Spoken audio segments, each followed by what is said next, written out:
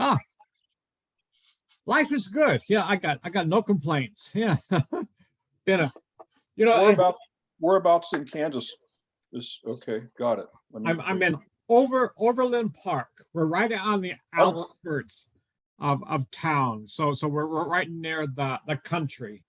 So about 5 minutes away, we're on nice country roads. So how have I've heard of Overland Park. I don't know why, but I've heard of that. I've heard of that town.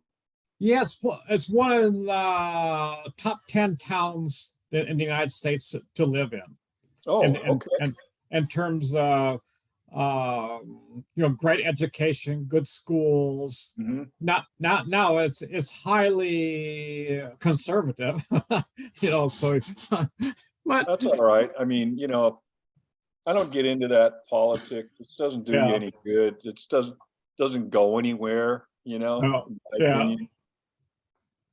So I just if we have a bunch of really liberal neighbors, and I think I'm liberal on a lot of things, but conservative on others. So I wouldn't classify myself in a category. Um, but they're really strident, in their views, and so we don't talk about politics because mhm, it's like talking about religion. It's a yeah, personal viewpoint, or arguing about music. It's like, well, yeah, if that's your favorite, that's your favorite, fine. And I've got my favorite, you've got yours, and then we'll both be happy with our uh-huh. favorites, right?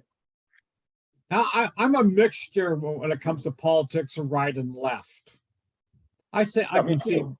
both both viewpoints. No, you can't be, well, the way I look at it, I don't want to be fanatical about anything. You Right. know, Agreed. you Agreed. know, when you're fanatical, I kind of learned this when I was a young age. The more fanatical you are, the more you can't see the forest from the trees. Yeah. Yeah, I agree. You get so embedded in your point of view that Oh, you've got that's the blinders on. only, yeah, yeah. Yeah. Yeah, well, well, the thinking becomes like a cult-like thought, like you get so wedded to an ideology that you can't break out of it. Right, right. Yeah, And anyway, what I think is all politicians have abandoned the people. yeah. They don't. Oh, yeah. Oh, totally. Yeah, So yeah, what difference does it make what your politics are? They don't care about you. None yeah. of them. Right. So going back to that book that I read, kindness. Don't you think that is, in my eyes, the foundation? Once again, if you have a kind leader, they're going to make kind laws, and from those kind laws will benefit, the people. And versus right now, we have laws that aren't made for the common man. They're made for the rich to get richer. I don't know how much money they need. Do you know $1 trillion? Just think, $1 trillion, Nick, is you could spend 100,000 for 34 million years, and that's that's $1 trillion. And in 3 years, we're going to have people real close to that. Elon Musk, Yeah. uh, the guy from Amazon, Jeff Bezos, they're going to be on the track to have $1 trillion. Yeah, but what I think is going to happen is if the system keeps going on this present track, $1 trillion won't buy you a loaf of bread. Yeah, yeah, exactly. So go ahead and knock yourself out. Yeah, yeah, I think the system's going to collapse before that happens, and maybe we can get some people that are for the public, in positions of leadership, because we sure don't have them now. yeah. So I have no hope in our present system. That's why it's good to just be kind of connect to your spiritual side and just Um, it's like this one guy I like to watch on YouTube. He says, only spirituality will save this world, and because we're not voting our way out of these problems. No, we're not. And for me, the way I look at it, the spiritual life is the most practical life. In terms, spirituality is your day-to-day existence of how you treat people, Right. how you treat your environment, how you treat others. With wisdom, external knowledge does not bring wisdom. Right. The true wisdom has to come from within. We're not getting wisdom from our politicians. No, we're getting propaganda. Oh, Well, and it's interesting because it's simple things like what you just expressed. I've been a lot happier since we've moved up here to a small town in the Oregon coast, because my interactions with people have been much richer, because not everybody's consumed with the almighty dollar and having more than the next guy. They're just people, and you connect on a human level, and it's really conversations, are just can be really relaxed and rich. And in Southern California, everybody's just too busy to really have a lot of personal connections. At least I couldn't. yeah. I was too busy like surviving the rat race and driving from point A to point B. It was just too much of a drain on my system. Hmm. Well, I should send you this. Synchronicity is pretty incredible. Last night, my wife was looking at a YouTube channel on our TV, and then this one YouTube was only about 4 or 5 minutes came on, and what was a YouTube thing that says "You are here," and they showed a picture of the cosmos, and the planet Earth was just a speck. And it went and it was, here it is. You go in your life and you get pissed off and you get angry and you flame people on Facebook and you get so much into your everyday existence, and you're just a mere speck in this vast infinity of space. And it was just a whole thing about we're so egocentric. We take things so seriously, and they were saying, and so when you die, your friends and lovers and family, they're going to mourn you for a day or two, maybe 3 or 4 days. And it says, and if you're lucky, when you're famous, they're going to mourn you for a whole week. They're going to put you on TV. They're going to and this and that. But then soon that memory fades away. That you will be forgotten. And yet you're on this magnificent planet, with this magnificent universe going on. The quantum field, is all around you, and you are trapped in your 9 to 5 existence. I'll send it to you. It was real. And your trials and tribulations are just they're just, in the grand scheme of things, they don't mean a thing. Exactly. Exactly. And the guy was real witty about that, put a lot of humor. It just made me kind of stop and think, because that's kind of been my I would say, like, for some reason, unknown reason, I kind of felt that all my life. I know you have too, Oh, for sure. That's like kind of like our philosophy was kind of built on that. Yeah, I would agree. I remember a guy named, I don't know if you know Mark Blackburn. I do. I remember Mark. Yeah, you remember Mark? He was in our grade. Yeah, he was on our grade. Yeah. So in high school, his daughter was I think she was smoking pot, and she left some incense in her room, and her house burnt down. Their house burnt down. So a couple of days later, you know, I saw Mr. Blackbird, and I said, "Hi, Mr. Blackbird. How you doing?" And then he gave me one of those phony smiles and said, "Oh, I've never been better," you know. And I just knew that his house just fucking, excuse me, French, burnt down.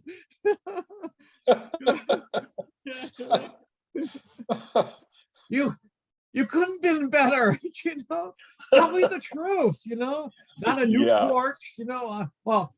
Anyway, to this day, because Mark, you know, I've known him since kindergarten, actually nursery school. We went to the same nursery school, so wow. I call him, you know, about, you know, just like you know, four times, 5 times a year. We kind of laugh, you know, and I tell Mark that story. It's kind of like that's kind of like the epitome for me growing up in Newport, was just putting on a face. Yeah.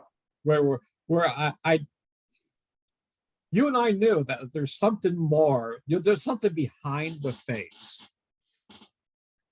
You know, that is what we want to know. What's behind our face. Well, I thought back then there were more people were generally. I think it's gotten way worse now. Being back there, it's like it's all about appearances. But you know, there was still sort of a working harbor when we were young. Oh definitely. Oh yeah. And there was some, you know, a lot of blue collar areas. You know, I mean, right down the hill from my parents' house was a freaking trailer park. I mean, yeah. Uh-huh. How many years has it been since trailer parks were in Southern California? I mean, not on the beaches, man. They farmed those suckers right out of there, you know. Uh-huh. Yeah. As a matter of fact, in Laguna, what's the guy's name coming on, Brian? Scott Sumner. Yeah. Scott. Yeah. Does he still live in Laguna? Yeah, he does. His house is in he grew up in Emerald Bay. Wow. Yeah. You know, I went to his house a couple of times because he was, you know, our neighbor, as I said, in Westcliff. And so he has this house on this nice wave in Emerald Bay. There's a left there, and outside their kitchen window, you know, just overlooking the bay. But you're talking about that trailer park right there. What was the next bay over? Well, that was El Morro. That was El Morro. That's right. Yeah, El Morro. That was El Morro. Well, you know, that's long gone. But there was also that one in the middle of town. I don't. You remember that burger joint on 101? I think it was called Duke's. Oh, yeah. I remember that. Oh, yeah. Yeah. Anyway, right across the street, I think it was pretty close. Right in that area was the Treasure Island trailer park, right on the ocean. You know, and it sits where the Montage Resort is now. Oh wow! Oh, and is that where they actually have a smoothie stand, sell date shakes on the right hand side? No. That's closer to El Morro. That's closer. Okay, they're closer to El Morro. Okay. Yeah, but no. This is down in South Laguna. Oh, South. Okay. South. It's a Montage. It used to be Treasure Island Trailer Park. Oh yeah. Okay, I know that is. Yeah. Remember? Yeah. Uh-huh. And so, you know, the people were just more modest means back in those days. I mean, can you imagine having a trailer at the property that overlooks the freaking Montage, you know? I mean, so it was a different world back then, you know. We didn't really know anybody besides a few people in high school that I knew that came from money, you know. Yeah, we did. Yeah, I didn't. Yeah. You remember the Beak family? You remember oh yeah, Carol Beak was in our grade. when they had Beak Hall. I mean, obviously they were, you know, they came from money somehow. I think their grandparents had a lot of land in Newport, but they weren't pretentious. They were just regular No, people. yeah. And they own the ferry. Oh, is that okay? Yeah, Balboa Ferry. Yep. Okay. I interviewed Paul Cohen. You remember Paul Cohen? Of course. Yeah. So this has been a couple years ago. So Paul's mom married Carol Beek's uncle, and so he told me the whole story about that they own the ferry. It had, I think, something like 25 million people that have come across. His here's a funny story. So Carol's uncle, he is still driving the same Volkswagen as he was in the 60s. And he has a photogenic mind. He's been a software engineer. I would love to meet the guy. So he was involved with computing from almost from day one. And the guy's still alive, you know. So yeah, that's and then so in my family and friends book, I have about 2 pages dedicated to the big family. I found some historical archives talking all about the Balboa Ferry and how it got started and all that. Well, they were really instrumental in the development of Newport. I'm pretty sure, right? Yeah. Oh, yeah, definitely. And then, do you know, have you heard of Baba Ramdas, Richard Albert? You know, Richard Albert was the one who started the LSD research, you know, at Harvard University in the 60s, and then got involved. What was his slogan? Be here now. Be here now. Yeah. Well, here's another funny story. I was having a conversation with Paul, and Paul was saying, you know, Richard, you like to meditate. Says, you know, we have this dark sheep in the family. Have you ever heard a guy named Richard Albert? And I almost fell out of my chair. You mean Baba Ramdas? Yeah. That's him. Well, he's the dark sheep, you know, in our family. I said, boy, do I ever know about Richard Albert? Because he was, you know, in the 70s was one of the first Westerners who kind of helped bring across the movement of meditation in the States. Yeah, Israel, extremely. You know, he went from being here from working with Timothy Leary, you know, drop in, you know, tune in, drop in, whatever that slogan was. Right. Yeah, I know. To you don't need drugs at all to have that experience. You have that lab, that chemistry lab exists inside of you. So that was his whole thing, was discovering those chemicals inside of you, not take some external chemicals. Oh, that's good. Yeah, it's positive. Yeah. Well, do you? I mean, Paul Cohen was a friend of mine. I liked Paul. I always thought he was a great guy. He is. Oh my gosh, yeah. I found him on, once again, synchronicity. Here's another story. Mark Blackburn goes to Mexico City. This is 2 years ago, and goes to the pyramids. And he writes on Facebook, you know, I just went to the pyramids because this was on my bucket list. Paul Cohen, you know, dad gave a presentation at Newport Harbor in an elementary school. It was mariners in 5th grade. And Mark Blackburn, you know, said to himself, well, I never knew they had pyramids in Mexico City. So, you know, I always wanted to go there. So he goes to Mexico City, relates the story, and then, to make a long story short, Mary Picard sees it and says, oh, last summer I went and paid Paul a visit.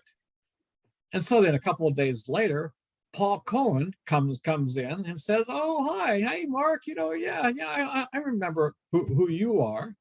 And then I saw that Paul was on there, so I sent Paul a message. Hey, Paul, how you doing? and I haven't talked to Paul in 50 years. Wow. So from that, then we get on the phone, and was just like yesterday, because Paul Yeah, and I nothing, were, nothing. yeah, no, yeah, we're in Mariners. He was one of my best friends. I don't know if you'd about Paul, but he lived in a Japanese style house in was it not Newport Heights? Newport is Was it about a Dover? mile away from the Mariners School. Mhm. Was that? That's not Newport Was it Heights. Dover Shores, Westcliff? And it wasn't West Cliff, wasn't Dover Shores. Oh, Did you know where Scott Schaefer used to live? And Gary Cunningham, and off Highland. Do you know where Highland Street is? Highlands. Highland. Yeah, that's Dover Shores. Oh, is that Dover Shores? Okay, Yeah, that's Dover Shores. okay. Because you go Yeah, down because Dover. I know Westcliff and Dover Shores were kind of one and the same. Yeah, You lived in Westcliff or Dover Shores. Tom Newmeyer lived in Dover, Westcliff or Dover Shores. I think the closer you got to the bay, the more they called it Yeah. Dover Shores. Okay. Yeah, we're probably about a mile away from Tom Neumeyer's. So, Yeah. but his house on the outside looked like a normal house, but inside his house was like a Japanese temple.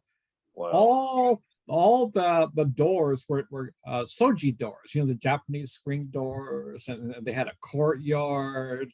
They had some, I don't know how it ever got started, but a couple of times, I've probably been there about 10 times as a kid. I was totally fascinated because just like, it was like one of those houses. It looks just like anybody's houses, and you walk inside and say, "Oh my gosh!" You got transformed in Japan in less than a second. Unreal. That's neat. Yeah. Well, I'll tell you a story about Paul. We and I don't even know how this happened, but we were friendly we were friends for years since junior high, and not really close friends. We didn't go on trips or anything together, but I always really liked and respected the guy and got along really well with him. And so one day he was like, "Hey, we're going sailing. You want to go?" He goes, "Meet, whatever it was, meet me at such and such a place, at noon." And I'm like, "Sure, I'll go." So Paul, I don't know whose boat it was, but it was probably like a pretty good sized sailboat, probably a 30-foot or something like that. And a pretty good breeze blowing. And so we're going tacking and up and down the harbor. And he goes, "Nick," he goes, "I'm going to go over to Hill's Dock. I'm going to go get real close to Hill's Dock, and you jump off and get us a couple 6-packs of beer. And then I'll tack across the harbor. And then when I come about again next to the dock, you jump back on." Oh, whoa. So I jump off, I mean, he just does this perfect turn with his 30-foot boat, and it's going fast. And I'm in this, he tells me where to stand to jump off. And I run up and say, Gary's in there. I say, "Hey, Gary, I need a couple 6-packs we're sailing with Paul. He gives me a couple 6-packs. I didn't even know if I gave him any money, but I go back down to the dock, and here comes Paul. He's already coming across the harbor. And sure enough, man, he comes about. I'm 1 foot from the freaking boat and hop on. Oh my God. We've got our 6-packs. We've got beer, and away we go. And I was just thinking, "Geez, this guy's he's the man." I was so impressed. Oh my gosh. So Wow. he knew his way around a sailboat. I don't know when he learned, but I was like, he just went up 10 notches in my book. Yeah. Oh my gosh. So Yeah, and I never knew he knew how to sell. That's I didn't either. Yeah. I had no idea. Because I knew him since first grade. But he was that kind of guy. Uh-huh. You wouldn't know until you found out. Yeah. You know, or somebody else told you, hey, you know, Paul's can really sail, but he would never say it, you know. my first memory of Paul was in second grade. Mrs. Warner, we made homemade butter, and Paul tasted it and hated it, and she wanted everyone to eat it all. So I remember Paul, had a good size in his hand, and he wiped the butter on his pants so he didn't have to eat it.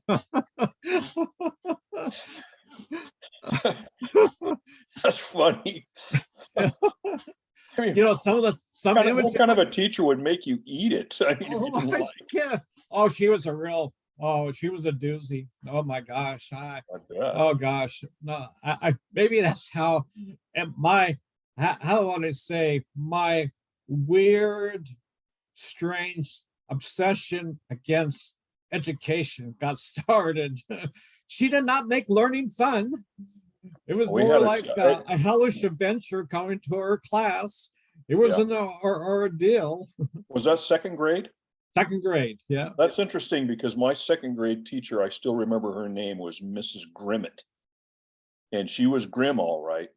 And she was the same kind of a taskmaster, that just school was a bummer in second grade. I really remember that distinctly. Yeah. I even remember her name, Yeah. And but anyway, it's you're right. It's funny. Those teachers can really make a huge difference at any age up to high school. Oh yeah. Oh my gosh. First grade was Mrs. Ireland. She made reading. I love to this day. I love to read. One thing I liked about her, she was out of the box. She had an ocelot, for a pet. Wow. How many people do you know have an ocelot? And my dad worked with her husband, and one time we all went out to dinner together. So that was really nice to have your teacher there. But yeah, I could see she was my parents' friend. So it was kind of real neat, to have that. It's got to be comforting at that young age too. Yeah. Oh my gosh, it was. And I remember I was the only kid in the Cat in the Hat. There was a word called trick. And I knew what that word was and how to read it. So I was the only kid in the class who says, "What's that word?" So I remember, raising my hand. Oh, I know what that word is. That's great. It was trick. And it reminds me of the guy. There's this guy named Alfred. Did I ever tell you the story?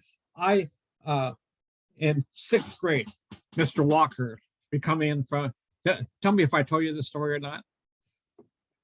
This is the story where after the fifth grade, you go into sixth grade, and the teacher says, "What'd you do this summer? What would you like to do?" So everyone says, "We'll go to the beach, this and that." And Alfred says, "Well, I like reading the dictionary. I like reading words." And so everyone would laugh, including myself. Now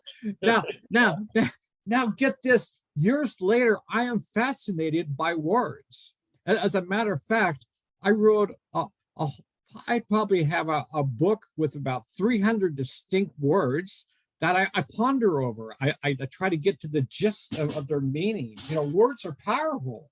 Just like with your you have an incredible vocabulary. A lot of times I go, wow, Nick runs circles around vocabulary that what I have, and because don't you think the greater your vocabulary is, the more distinct and unique your view on life will be, because you have different words. I think you can express yourself more vividly. More. You can get your point across a lot of times with different imagery that you create with your words. And I think it's very helpful. I've always enjoyed it, and it was probably Mrs. Condon that's responsible for instilling curiosity about language and storytelling and words and their meanings. And basically it's her. She's the one that's basically got me started. I would So, say the same thing. I was in your same class. yeah. Because I think that was the first class I ever had with my brother. I think no, John was in there. He was in my poetry class. Yeah, it was just you, me. You remember anybody else in that class? I know Johnny. I do. Johnny. Yeah, I do. Is Mike Wilsey was in there. Brian Comstock. Okay, yeah, okay, Brian, yeah. Don or Don. Oh, Don Comstock. Comstock, yeah, Don, yeah. Comstock. There was this guy named Dean. He was a new guy in school, and he acted really cool. He was like Fonzie, you know. Uh-huh. And, Oh, wow. Uh-huh. and I remember he got a question like, well, what do you like about our class, Dean? And he goes, that our teacher's looking good. And we just started laughing. Oh, But that was like, it was like a real life Fonzie character. yeah.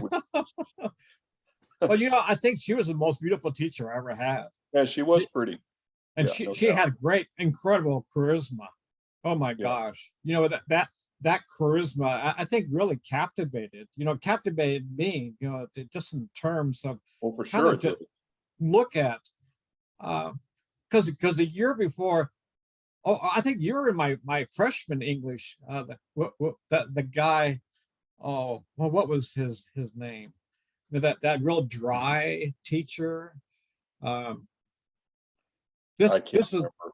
yeah, but this was we had some real duds. I remember that he was yeah. This guy was a biggest dud. dud I've ever had. Yeah, this guy was he was from Dud 101.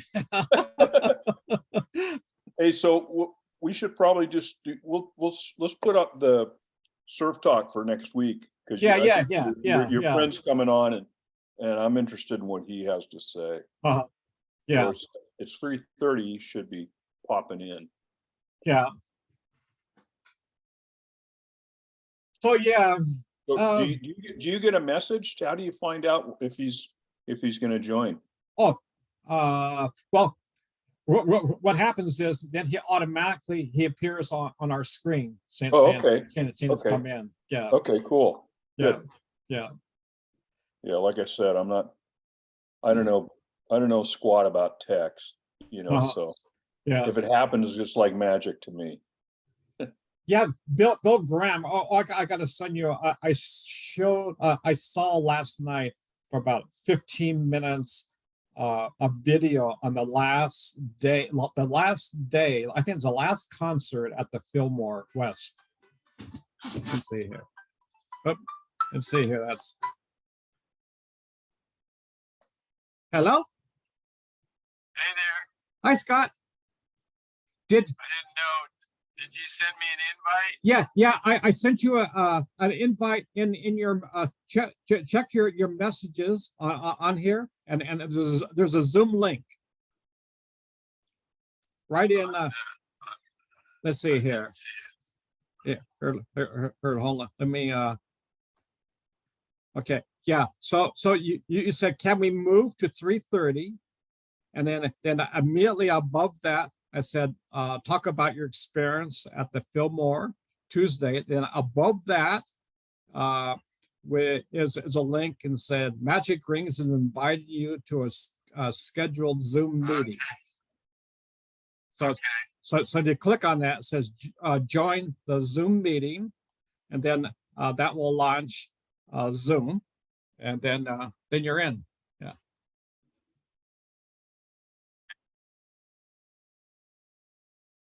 Dial in Wi-Fi or cellular data. Yeah, do it. Oh, there you are. Yeah, there it is. Hey. I see his Scott Sumner. I don't see his photo or his picture. Yeah. If you want to, Scott, share your video, down on the lower side is a let's see here. There's a mute button, and then there's a video saying show video. Okay. There you There you go. Okay, Hey. what's All right. happening, guys? Hi, Hey. Scott. So, Hi so there. Scott and this is Nick, and Nick, this is Scott. I've known both of you guys. Seems like for eternity. I've known Scott since either nursery school, kindergarten, or first grade. and Yeah, I Nick, think it was first grade. Yep. and then Nick I've known since a seventh grade. In the freshman year and sophomore year, we were great surf buddies, and we've had a close connection ever since. So how this got started, Scott, is last time I was I'm doing a series of sessions called Talk Stories, and somehow we're talking about music, and then Nick brought up the subject. Oh, the Fillmore West and East, Bill Graham, and then I was Okay, going. so let's clarify right there. So after Fillmore closed, Bill was looking for a club, and that's where he formed what's called the Old Waldorf. And I was the operations manager. I opened what would be the subsequent club to the Fillmore concept. It was a 700 seat small venue in the financial district of San Francisco. Just so we're clear. Oh, okay. So my days were from about the late 70s to the early 80s. And so just so we're clear, I managed the managers of you, if you will, and I also opened that club. It was a nightclub and comedy club. There was a 230 seat comedy club called the Punchline that basically shared the same service bar. So that was kind of interesting because I got to float between the two. But the Waldorf took over where Fillmore left off, and we debuted quite a few. My favorite time is Santana launched their European tour, so I had 2 weeks of Santana. Wow. It was when Pat Benatar first rolled out. We managed her. Eddie Money, he was one of ours that we managed. So there was a lot of Bay Area groups that I was mostly responsible for that either rolled out of the Waldorf and then on to greatness, or had subsequently or previously, been successful. So I basically, anybody from Journey to Eddie Money, Van Morrison was another one we managed. We also managed the Grateful Dead, of course, all during that Fillmore time and after, and to date actually. But the reality is, I never did a Dead show. That was a whole different group. That was with Jerry Pompili and that group. I heard that somebody that I watched some of his videos said that Eddie Money was a pretty good guy. Is that your experience? Was he a good guy to work with? He was a great guy to work with. It was really tragic. He was a New York policeman that 2 Tickets to Paradise, and that album we rolled out. He was overnight success.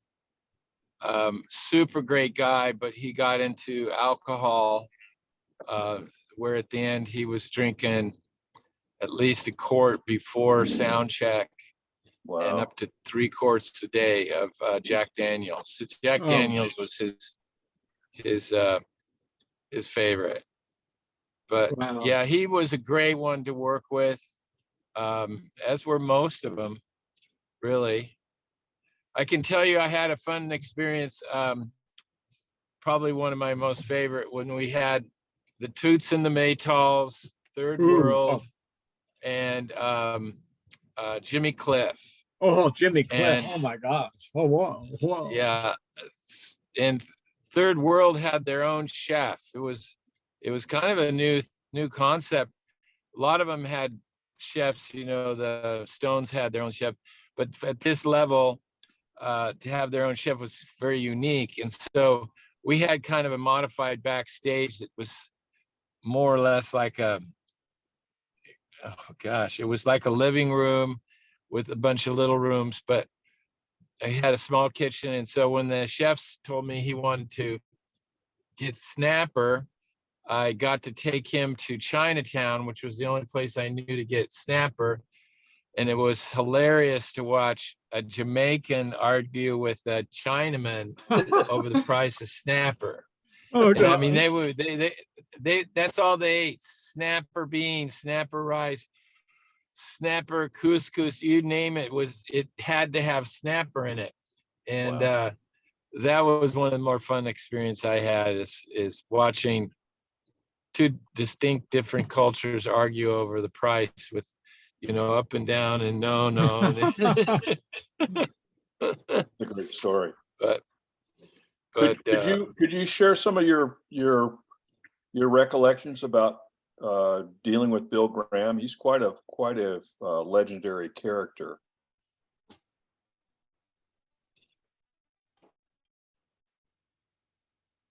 Nope. Is he here? Did that come through? Maybe it didn't. was tough. He was really tough. That's what I heard. I came. I was hired. I was general manager of a club called Sarkis and Zach's in Sausalito. I worked for an Armenian, and he was tough as hell too. Lots of hours, lots of expectation. You definitely took notes on what he wanted, when he wanted it, and how he wanted it. Mm-hmm. Bill was that same way, but he had a small inner. Oh, he got dropped off. Bummer. Hmm. Yeah, I'd like to hear more about Bill Graham. Yeah. I've always heard he was tough, a tough dude, Yeah. demanding. Okay, Scott, you're back. Okay, good. Yeah, that's probably Something best. just happened. I don't see the. Okay. So Oh, good bottom year. line is he was a very gentle man. You know, I did see the numbers on his fingers. He was incarcerated at Dachau as a child, and his sister was too, and he carried that with him. But as a gentleman, he was very fair, until it came time to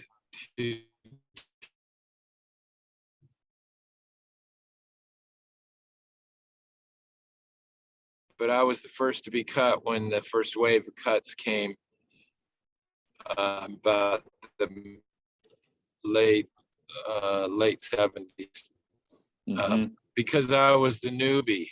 Yeah. But it was so fair. I made 100,000 as a 20-year-old kid, so I was happy. But yeah, there's so many different stories. Just ask me what you want, and I'll tell you what I know. Well, didn't he pass away in a helicopter crash? Is that Yeah. story correct? Okay. He was with a pilot that I knew from Aspen. Ironically, his name was Killer, Oh, Oh, and he was a really great pilot, and I don't know why it was definitely IFR rules. It was foggy. I think it was Alameda that he came out of, and he hit high tension wires. wow. But oh wow. yeah, it was just it was just a truly sad ending. Wow, that's interesting. So who gave said that in your eyes the best performance? Did you have Oh, anybody? without a doubt, it was Santana. I had 2 weeks before the European tour, Uh-huh. and they just had lost Alex, and so they were recruiting a new front man and singer, and getting ready for their European tour. So we decorated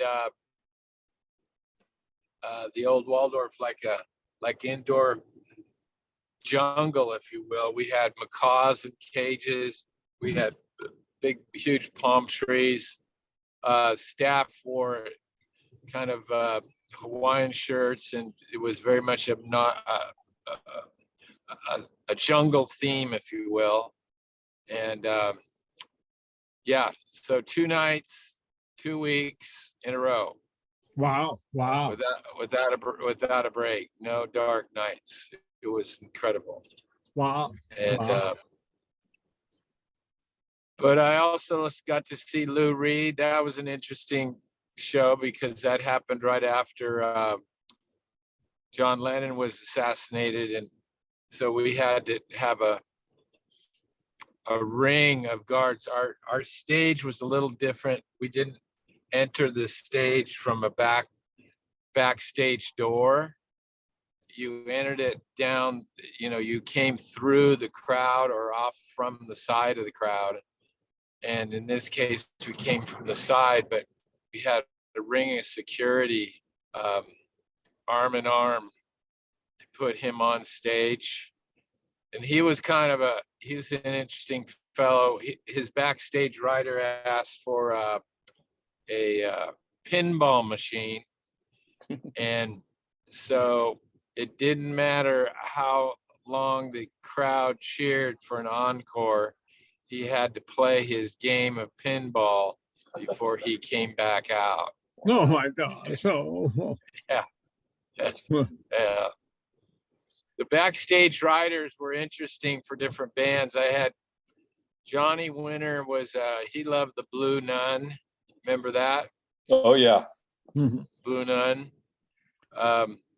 I did the backstage for the Stones at Oakland Odd, and they were Heineken. We went through 100 and some odd cases of Heineken. Like I said, Third World, their whole deal was Snapper. Let's see, what were some of the weirder ones? That's funny. Most of them were pretty great about handling themselves. A lot of them, their leads were their managers. It wasn't until the later years when I was working with some of the bigger players that I was dealing with management. The management was usually a lot more difficult to handle than the actual bands. Mm-hmm. Working with Mick Jagger, it was really easy. He was his own manager. Working with Stones, I had about 5 managers. Working with Led Zeppelin, they had about 5 managers, and they were all out of it, and just crazy. But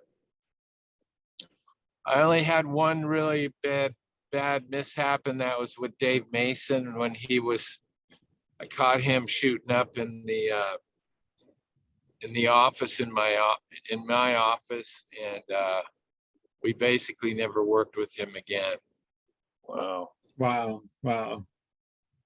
That's something I've heard about Mick Jagger. Is he's basically is like the CEO of the Rolling Stones. He's in charge. He's in charge of pretty much everything. That's what I hear. Yeah, he was in charge. Back then we were a percentage of the gate, usually, or a minimum versus a percentage of the gate. And at least at first in the 70s, we were paying with cash from the receipts. Most of the receipts were cash. And so there was a lot of cash handling and money machines. But bottom line is as things progressed, it got a little more sophisticated and checks were cut, and there was never a show that I did that the minimum wasn't achieved. Mhm. But yeah, it was always a percentage of the gate. And didn't he go to the London School of Economics, Jagger? So he got some. I'm sorry, He, I he couldn't went to hear the. you. Oh, Jagger went to the London School of Economics. He got a degree as one of the most prestigious economic schools in the world. Yeah, I wouldn't be surprised. I don't know anything about him personally. Okay. I've run into him in Laguna a little bit. We've said hi, and you know, probably my most personal relationship was with Huey Craig, who is now Huey Lewis. Yeah. And Huey, I met when I was living in Mill Valley. I was just starting in food and beverage, and I played baseball on his team called Clover. And Clover also had McPhee, who went on to be the keyboard player for Fleetwood, and a guy named Alex Call, and they had a band called Clover. And then he went on to greatness, and I got to do his first show, and that's when he opened for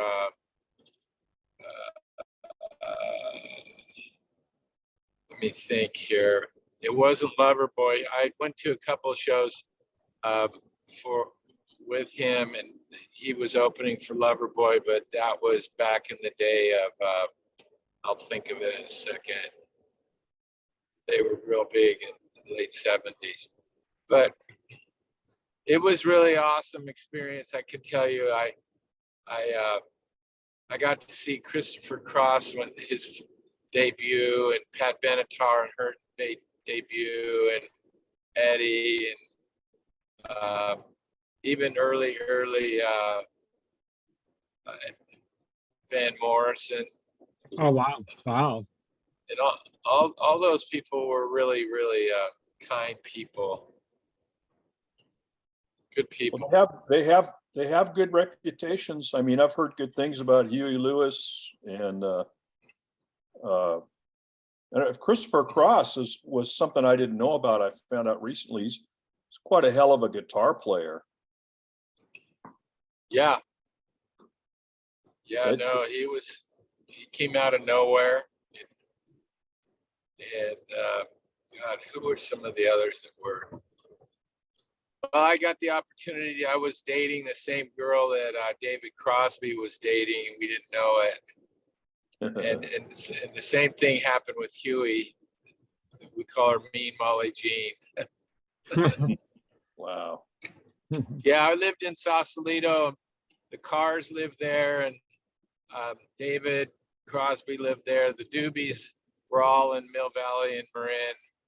I worked with those guys extensively. And there used to be a club called Nicasio something Ranch, and all these guys would jam on Sunday. You know, Jesse Collins Young. Oh my God! All the Crosby, and some Stills was kind of always an outcast, but who else was in that group? A lot of the Doobies, back before they were even famous. How about the Allman Brothers? Did you ever know them? No, Oh. never worked an Allman Brothers show. Oh. No.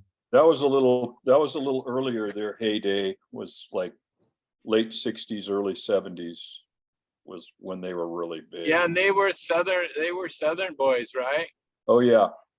Yeah. Yeah, I worked mostly with like the Tower of Power guys, and Journey, and Steve Perry, and Neil Schon. Oh God, who else? Well, you've worked with some of the best names in the business. some of the biggest Yeah, talent. it was very, very innocent back then. Leon Russell, Beautiful Day. Ooh, it's a beautiful Wow. day. Ooh, I love them. Oh, White Bird. Yeah. I think Leon Yeah, Russell's. I think Leon Russell's like an underrated figure in rock history. I think he was terrific. oh, absolutely. He Yeah, played Leon with Russell and A Beautiful Day they toured a lot together.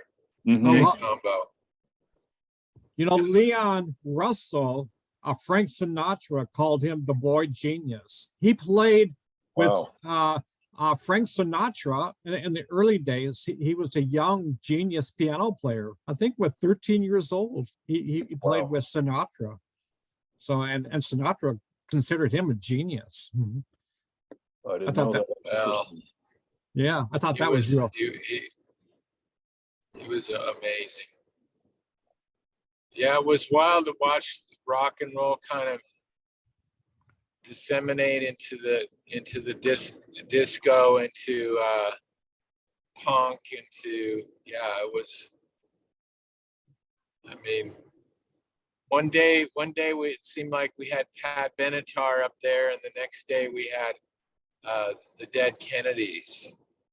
And one of my favorite stories too is I was first when I was first on the front of what we called the up and comings. When you get in front of the stage on the stage and you announce the people that are coming up in the calendar of the club. And it was a Jerry Jeff Walker show, which is very country. Our food was barbecue chicken and grits and shit, ribs, and it's very, very country. And I've got a tie on, okay, and I'm announcing Pat Benatar and I think it was the Dead Kennedys and all in the same, and a few others. And some guy in the front row goes, "Fuck you!" And I'm trying to keep my temper and keep my concentration, going through it. And finally, I just covered up the mic and I said, "Listen, motherfucker, you don't start talking over me, I'm gonna have you ejected." With that, he jumped up on stage, grabbed my tie, and started strangling me with my own tie. And security came running up, and it was fucking mayhem. Oh, it was who was it that ticked him off? Daryl Hall and John Oates. We had Daryl Hall and John Oates coming up, and the guy didn't like him, and so there was mayhem, and speakers were going everywhere. It was crazy, and Bill, after the show, comes up to me and he goes, "I guess you won't be wearing a tie much anymore now, will you?" I go, "No, maybe a clip on." He goes, "No, I don't think ties are becoming of it." Yeah. Classic. Oh, God. That was Jerry Jeff. Yeah, Well, during that, he was awesome. during that, That was the cool thing about the Waldorf is we had everybody from we even had Willie sit in for a night unannounced.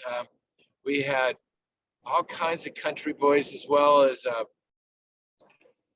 who was it that was really off the wall. But we had a very diverse talent pool, and that was the cool part of it. Yeah. well, it's interesting. Sergio Mendes in the Brazil '66 back. They were still going. They were still going at that time. Wow. Oh yeah, yeah, Interesting. yeah. So as music sort of went into like the disco phase, and did you ever come across Stevie Ray Vaughan? To me, he sort of resurrected like American roots music. No, I never did. I never worked with him. No. Yeah, I would have loved to. He was quite a talent. We had we had all the yeah, I mean it goes on and on and on and on. So what's your hit on music today? I mean, you know, that just the culture that surrounds us today, and in terms of creativity, you know, but back then they had such diverse backgrounds. You know, each group was so different, so unique. Had different sounds of their own. So it was like a universe, so different altogether from each other. That's kind of like my Yeah, Huey came up to me and kind of encapsulated. It was right when we were morphing into the MTV phase, right? And he said, you know, Scott, I just hope that the video doesn't replace the audio, and the lyrics don't get replaced by the visuals. And in fact, that's really a lot what's happened. I mean, after that, MTV became huge, VH1, all that. But what I surely miss is the lyrics, is the message. Nowadays, you don't see or hear the message in the music. I mean, that's not without exception, but certainly the Beatles and the Stones, especially the Beatles, for me, were so powerful in their message.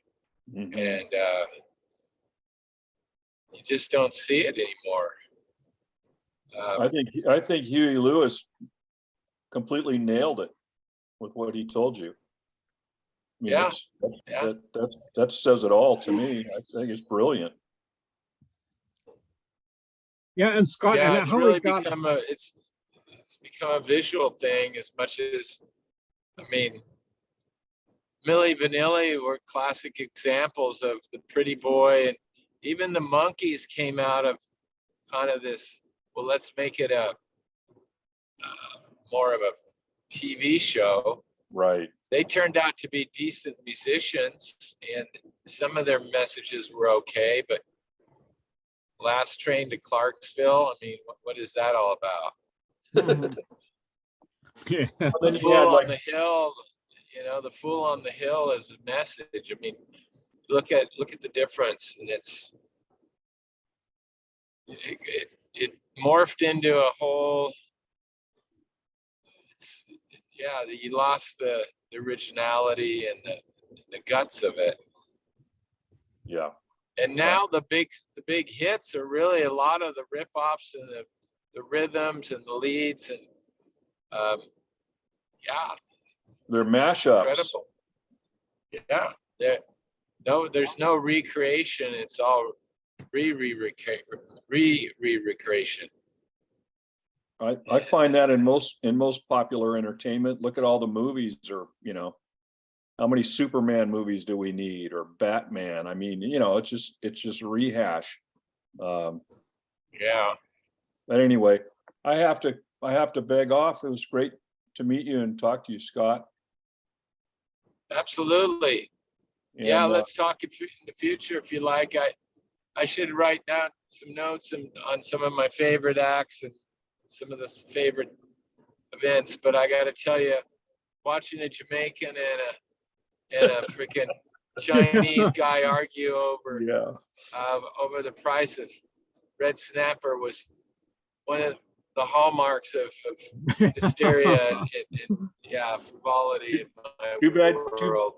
Too bad you didn't have your iPhone with you back then, right? Yeah. Talk about a viral It's a video. good thing I didn't have my iPhone. Yeah, sure. Okay, guys. He might be in jail today. No. Yeah, exactly. All right, guys, take care. I'll talk to you again soon, Rick. Okay. All right, Right, ciao. Nice to meet you. Nice Ciao. to meet you too. Bye-bye. Bye. So Scott, that was What's that? incredible, Scott. You know, that was Yeah, I had, it's so, how do I put this? I wrote a book on family and friends. Like I'm always captivated by the human experience. And yet, we haven't, I have not seen you since eighth grade. You've seen my brother. So I haven't seen you in all this time. Yet, there's a thread that ties us together. So these stories that you tell is kind of like, well, it's almost like a part of me. I'm listening to these incredible stories. It kind of helps enrich my life, and it also kind of gives me greater hope, for humanity, because the world's Well, crazy. too, I thank you. I thank you for bringing it up because I've put you off for a while, and even to find the time to do it is like crazy. I should have all the time in the world, but time seems to evaporate. And yeah, some of the stories that I have Well, are and then pretty not only that, incredible. you got the music And world, but also the whole journey, that you've gone through, almost dying and coming back a couple of times. You have an yeah, incredible inspiration, what I'm calling myself is kind of like a mystical historian. Right now, to be honest, no one's interested in what I'm doing. In the last 5 years, my brother and I, John's written probably about 2,500 songs talking about, the goodness of man, inspiration. And I've written about 60 books. In one book, I documented 450 friends. And right now, okay, no one's interested, but in the future, they say like 200, 300 years, they're going to discover this. And I'm going to have a whole uh, outline of what life was like during our times. And to talk about the threads of people who I know and their incredible lives. And it said, there was great hope back then. Even in the midst of chaos, there was great hope. So right. that's what my message is all about. There's great hope out there. People are doing incredible things. You've led an incredible life, and and we get so much lost in our 9 to 5 existence. Yeah, yeah. Well, good for you, and you're an inspiration to me and to the world, and not forgetting uh, time. I mean, I talk about 1440, and 1440 to me is the most important concept. And 1440 represents how many minutes in every day we live.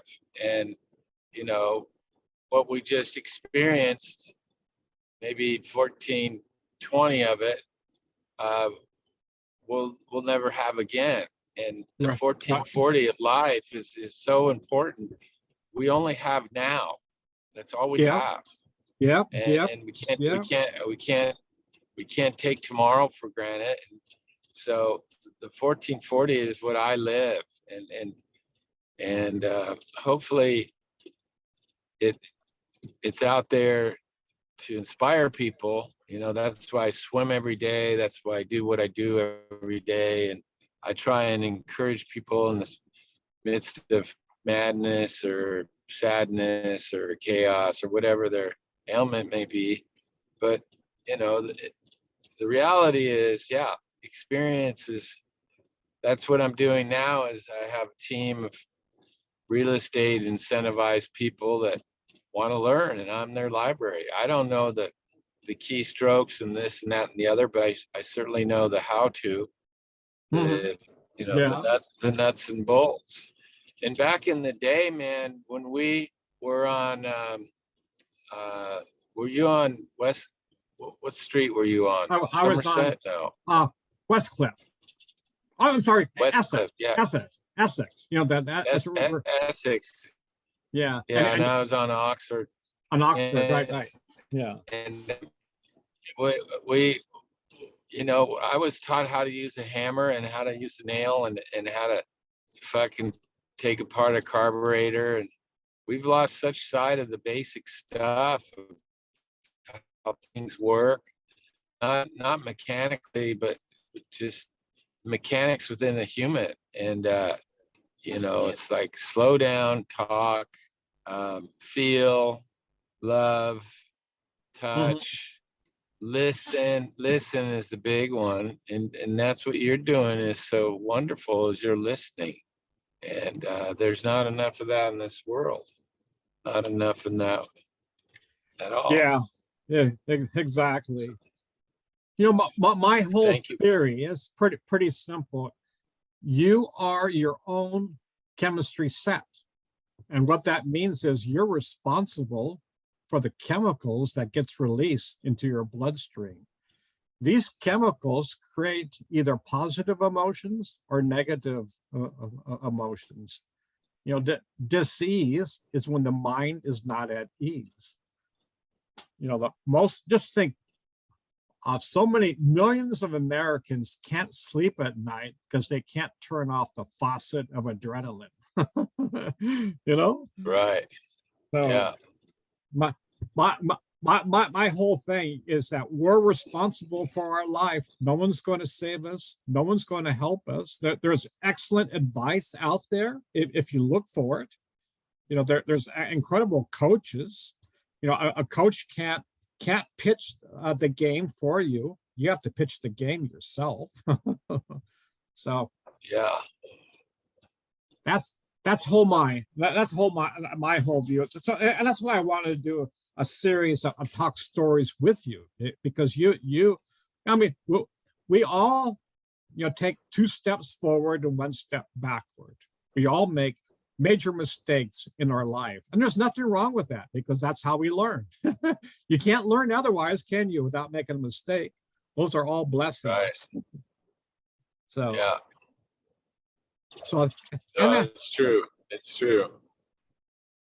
So that's kind of where I think that I'm trying just to help people, you know, along the way to say slow down.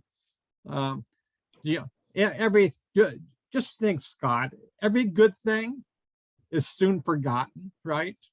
Every bad thing will soon be forgotten. It really, you know, and yet our whole lives are we want nothing to change, and that's absolutely impossible. You know, the curveballs always will be thrown to us, because that's the nature of the universe. Everything changes. You can't hold on to anything, can you? No. Yeah. Have you ever had one event that you can hold on forever? Doesn't exist. Not that I remember, but just to be born. Yeah. And then the day we die, you know, let's say that the day I die, let's say I just saw this funny thing. So the day you die, you know, they'll mourn you for a week. Then after a week, you know, your memory is gone. If you're famous, you know, you might last for 2 or 3 weeks, and they'll put on TV memorial. You know, I remember, you know, this guy and this guy. But after that, you know, it's just like dust in the wind. Everything fades away. But that's not being moral, a morbid. That's just kind of a fact. But at the same time, don't you think there's some essence inside never dies? Never dies. That power behind the breath never dies. And that's what we should focus on instead of our life externally. Would you call that the spirit? Yeah, call it whatever you want. You know, there's an essence. Let's put it this way: you're born, you take your first breath. So that breath is the same breath as the breath behind the universe. Something you become conscious, you become alive. And so you live your life, then ultimately you take your last breath.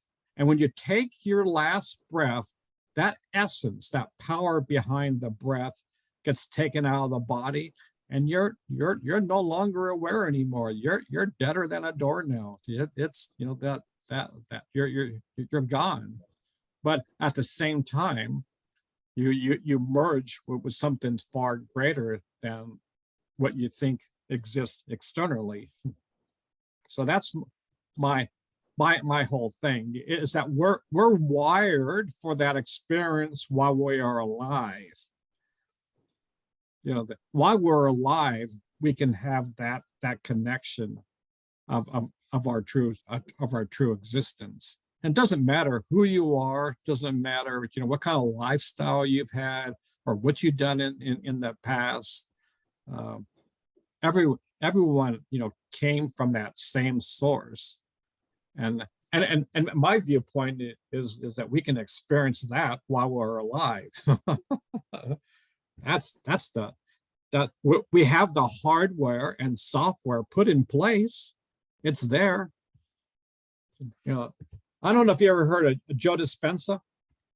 Have you ever heard? He's a neuroscientist, and if you're interested, he's a neuroscientist, and right now he's working heavily involved with the University of San Diego, with some scientists there, and they're studying the mind-body connection along with the chemistry set, along with the emotions of how you know, chemicals change your chemistry in the human body. So basically what the ancients have talked about and what the quantum physics, you know, scientists are talking about are one and the same. So the whole theories, you know, of the ancient ones, you know, the ancient wisdom is finally being verified by science today, especially in the field of quantum scientists, quantum science. A lot of those theories that it come up with are the same theories that existed 5,000 years ago. So that they know that there's a mind-body connection. There's we all have a chemistry set. Mine's different than yours, but yet, you know, that there's unified chemicals that exist inside that can help, you know, us, you know. I see it, it's almost like a video game where we're going from darkness to light. It takes about 1 million years for a civilization to grow up. We're not there yet.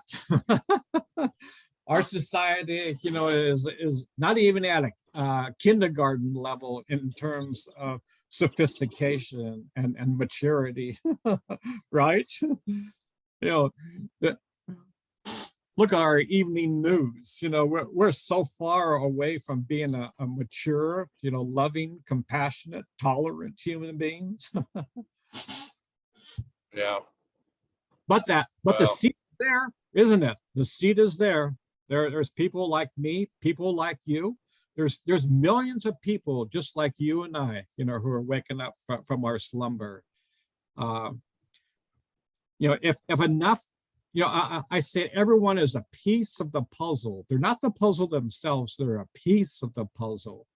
If we want to change this world, we got to change ourselves. So nobody can do it for you. That's the thing. Oh yeah. I get that. So, but don't you think so? So people have to get inspired right now. To be honest, I'm, you know, the majority of human beings, especially in the States, we're so preoccupied with our life that we don't even stop just for an instant and even contemplate and ponder where we're going. It's like we're on automatic. Don't you think? I mean, you know, Carl Jung said 95% of our actions are dictated by the subconscious mind. So what that means is 95% of our actions are automatic, reactive actions. If I scream at you, I can guarantee you almost automatically, you're going to scream at me and get angry at me, and a fight will ensue. Now, a wise man will simply smile, won't he?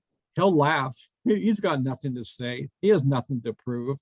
He doesn't have to, get his ego, involved, right? A mature person has that. Let's say, a good thing is that is your dad. I didn't know your dad very well, but I, so my sense of him, he was a highly dignified man, who was let's say an incredible judge, for his time. Wasn't like the current judges who are controlled by politicians' money.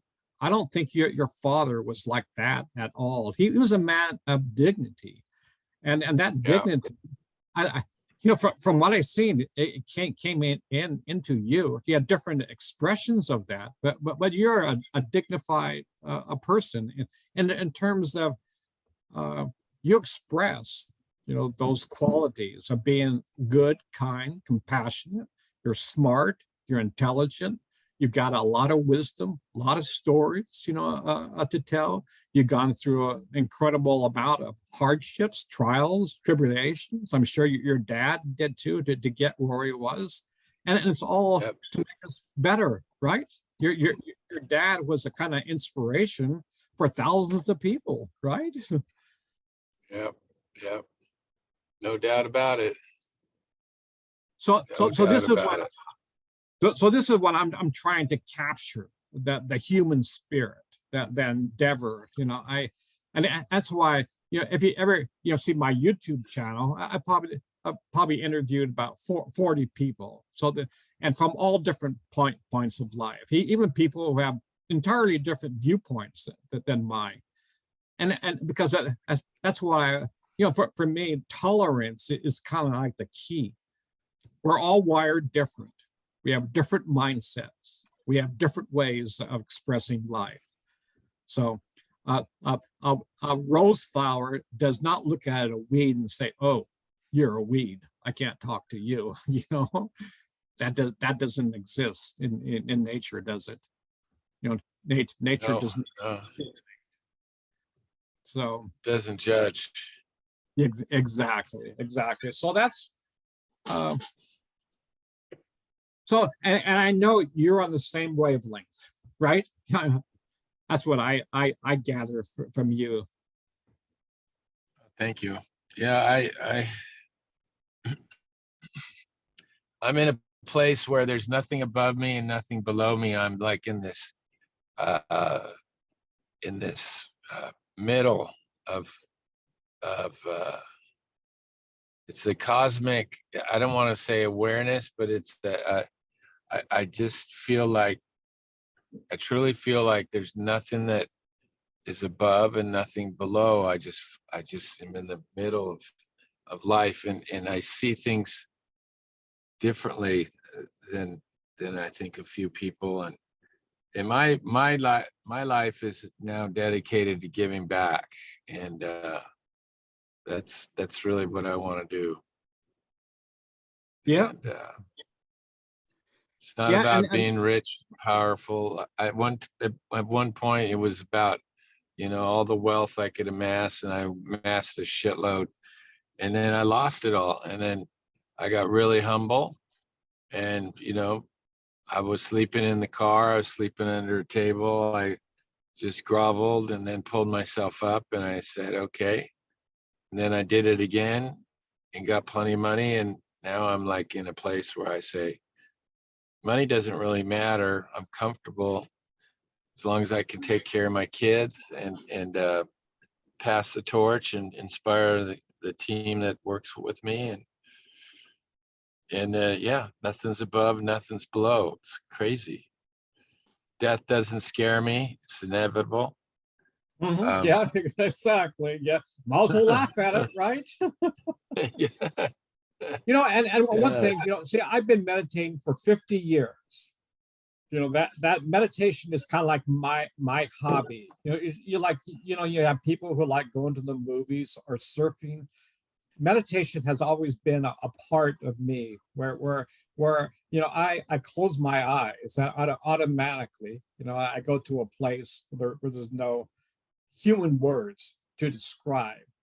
So, and in essence, uh, how do I put this? I kind of sense you're in the same place of being in a place where you got nothing to say, nothing to prove, and just you want to give back to the world of how much gratitude you have for being alive. That's what this is, gratitude, isn't it? Gratitude is the Just, kind of just, like it's just giving kindness. exactly. Yeah. I've written in the last 50 years, I said 60 books, and one of my central themes is kindness. I wrote like, here's my theory of conscious politics. If I'm a politician and if I'm kind, I'm going to make kind laws, right? And if you make kind laws, you'll make kind laws for people so they can lead a better life. Versus today, and this is where I think that morals and ethics is kind of got out of our everyday life. No matter if you have a law that's not a kind law. I mean, right now, we have laws that help the rich get richer.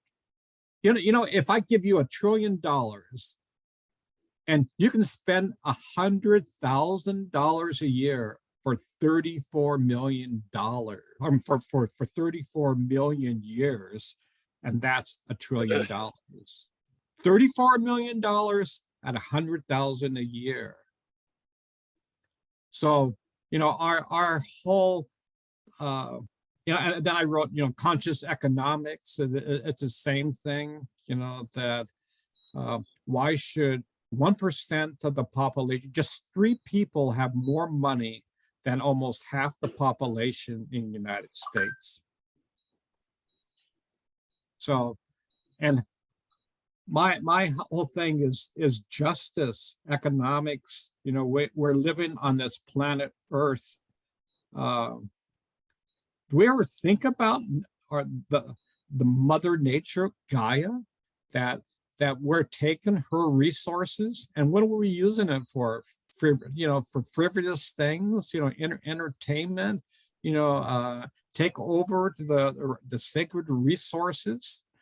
It's like the indigenous people, we call them savages, and yet their whole system for thousands of years were custodians of this land, custodians.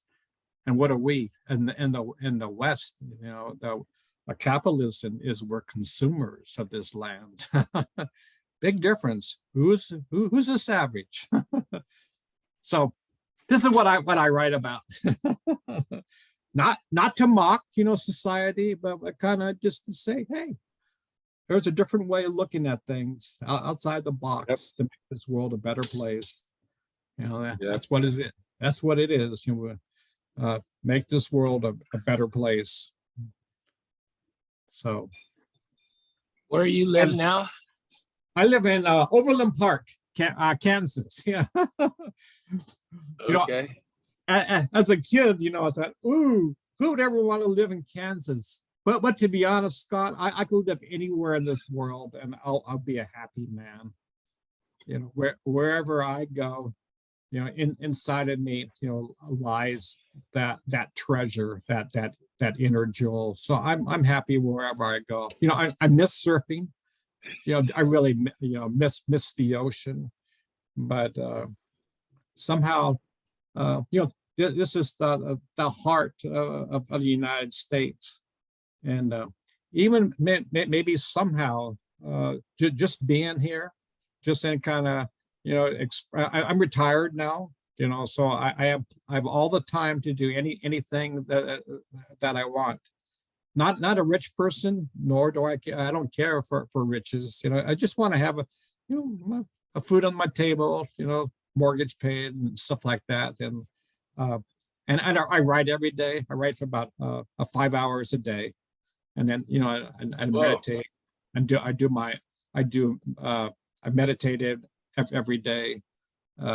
My lifestyle is kind of just is discovering the jewel within and expressing that experience that I have, hopefully for anybody who wants to listen. And I mean, I spent 50 years doing this.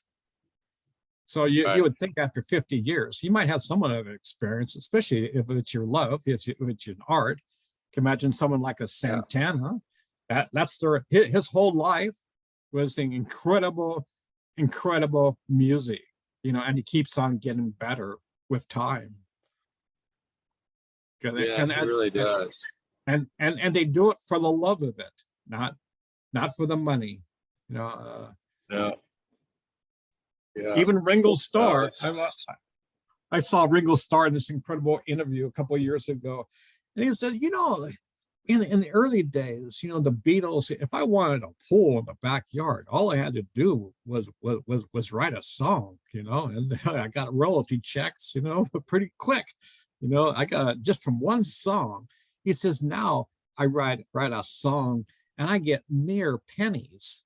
He says, but I keep on writing because that creative instinct inside can never go away. You always want to create. There's that artistic ability exists in all of us. Yeah, that's interesting. And that even with your swimming, just think. I tell you're an inspiration for going to Alcatraz and swimming. Is that 2 times now or 3 times? 2 times. 2 times. Okay. So, just think the transformation of where you were. Just think when you got your transplant until today, and you have the energy and the capacity to working out to do that swim. That's incredible, isn't it? I don't know if you ever stop and think about it. That's really an inspiration. This human body, if you take as Clint Eastwood says, don't let the old man in. Yeah, exactly. So we can, and that's my whole thing is that we can live a long, productive, healthy life if we take care of ourselves.